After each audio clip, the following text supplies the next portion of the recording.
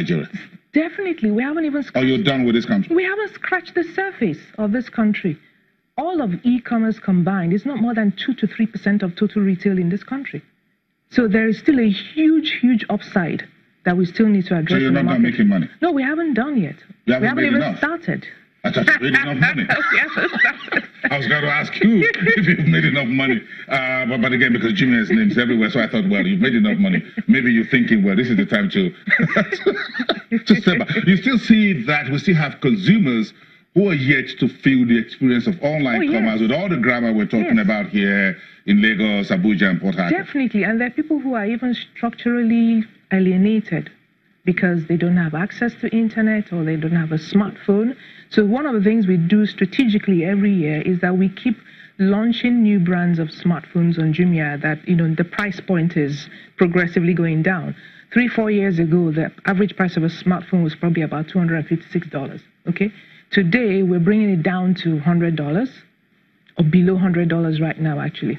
So we keep, you know, looking for partnerships with device manufacturers to see how we can keep bringing it down. Because the lower it goes, the more people who can have access to a smartphone. Because the first thing is to have access to a smartphone. Then I can talk about whether I can shop online or not. A study shows that not fewer than 50% of startups survive the first 10 years, than 5 years. Yeah. So you've gone past that, what's it called, infant mortality in startups rate. Yeah, we have. Congratulations. Thank you very much. At least 5 plus 1. That means 6. 1, yes. That means 6. So you've crossed the borderline. Yes. So you can always look up. Yeah, but the paranoia to stay alive and to survive and to still think like a startup, which means you agonize over every penny you spend. We still need to do that. Okay, we still need to do that. How much more would you want to see change in the fiscal environment to help you? I would love to have 1 or 2 entities that have all the capacity to deliver every single item that is ordered on Jumia to the last hamlet in Nigeria. Logistically, yes. Logistically, that would be great. I mean, payment infrastructure is good, okay? There are more developments going there. But I think logistics is one major area that... You want to see a firm invest in that. Oh, yes. What would you want to see? Drones making the delivery? Or airplanes across the country? It could be drones, but the most important thing is the last mile delivery. That is the delivery to the customer's house.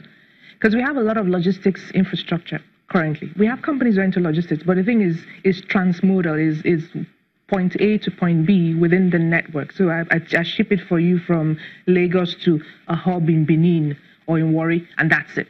So who takes it to the customer? Exactly. So now I need someone who's dedicated, who takes it to Igwebe, for example. Exactly, yeah. Okay. That's the last mile. That's the last mile. Because the roads are something exactly. horrible. That's the last mile. So today, there are companies that we use. We have about 69 companies who are doing a last mile delivery for us. And these are people who never did it before. They've learned, they've logged onto our systems and our processes, and they're doing it. You created jobs for them? We have created jobs, yes. So we've created jobs indirectly. But it'd be good to have some major investment that comes into that space. And that's Juliet Anamah, who is the CEO at Jumia Nigeria. Of course, that company has a lot of future to go.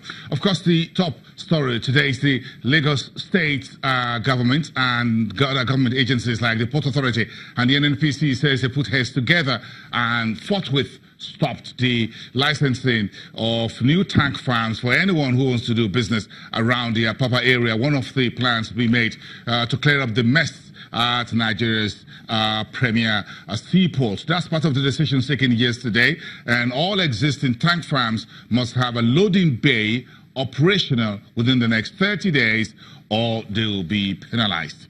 In the meantime, the authorities also says they will license the new trailer parks, and Lagos State says it will fast-track the coming on stream within the next 1 month of the Bola Ahmed Tinubu trailer park to take some of those petrol tankers causing mess on the Lagos State roads, causing accidents, loss of lives and property. All that is part of in the news this morning. Of course, the authority says all tanker owners will have to be registered with one of the unions and duly regulated by them, and those unions will be responsible or will be held responsible by the authorities if there is any misbehavior on the roads anywhere. And that's bringing accountability and trying to sort out the mess in Nigeria's seaports. Let's come back after the break. You're watching Business Morning, a very important day for the Monetary Policy Committee.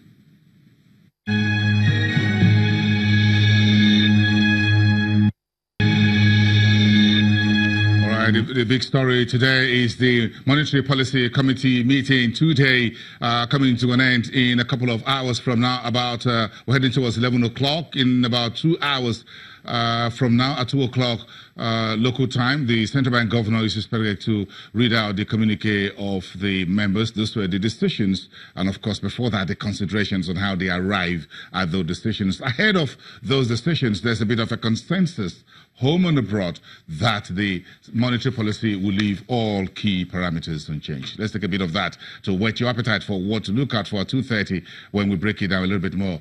According to the folks at FDSH Research, this says in their email 2 days ago that the weak economic and credit growth in Nigeria do not support a rate hike. Simple. So the two-pager went on to say that although there are justifications to ease the policy, the view of the MPC members that fiscal injections are rising and rising rates in the international markets will have adverse impacts on price stability in Nigeria may not allow the MPC to ease policy. Placing that a little bit outside the shores of Nigeria, FSDH folks are looking at least 2 rate hikes by the US FOMC. That's the Federal Open Market Committee this year, September and December, which is our 3rd meeting this year. So if at the end of this, we'll have at least 2 more meetings before we wrap up 2018. What's the conclusion?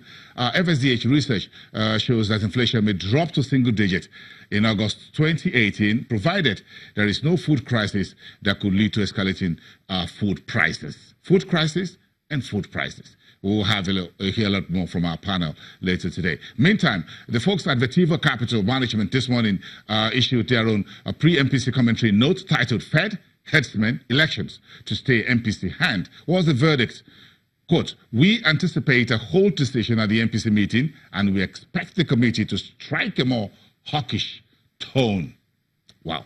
End of quote. But went on to say that interest rate cuts will not improve private sector credit growth. And that seems to have been everyone's conclusion as we speak. Meantime, what's the view from FBN Quest? The macro economic analyst there says, this is how they titled it this morning, Play It Again, MPC. So let's play that again at 1:30.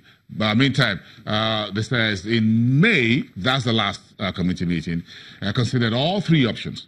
Indeed, one member of the committee voted for a modest rate hike. There is still the possibility of a rate cut before year-end if the committee's fears about the consequences of an expansionary fiscal policy and about a substantial exit by offshore investors are not borne out. FBN questions, we have to acknowledge that prospects of such a rate cut are fading and very fast. Okay, that's about all. We have a lot more robust conversation for you later today at beginning at 1:30 all the way to 3 o'clock. Do join us for our live coverage and a live transmission from the Central Bank in Abuja. I'll see you then in the afternoon after lunchtime. Let's take a bit of a breather. News comes first here on Channels Television, and our team, they're ready here for the next round. Goodbye for now. I'll see you again.